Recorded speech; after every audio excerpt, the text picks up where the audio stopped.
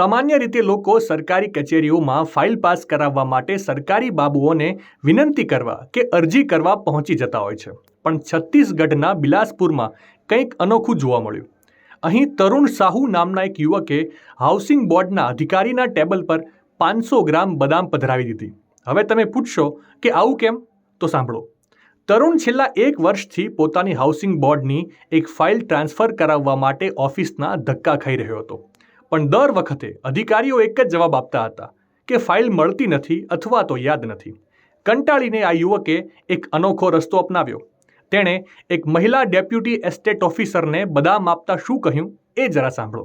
आपको इसको खाना और आपको जब याद आ जाए कि आपका फाइल कहाँ पर है, आप मेरे को बता देना, ठीक है? 1 साल से जो मेरे को आप घुमा रही हो कि आपका फाइल पता नहीं कहाँ रखा है करके, हो जाए तो आप बता देना.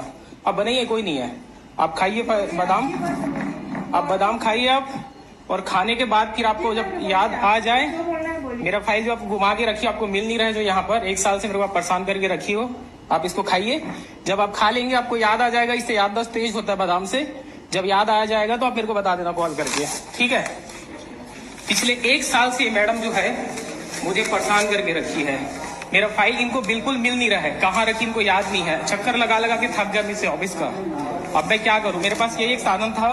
આ ઘટનાનો વિડીયો હવે સોશિયલ મીડિયા પર જોરદાર વાયરલ થઈ રહ્યો છે. લોકો કહી રહ્યા છે કે બેદરકાર તંત્રને જગાડવા માટે આ બદામ થેરાપી ખૂબ જ જરૂરી છે.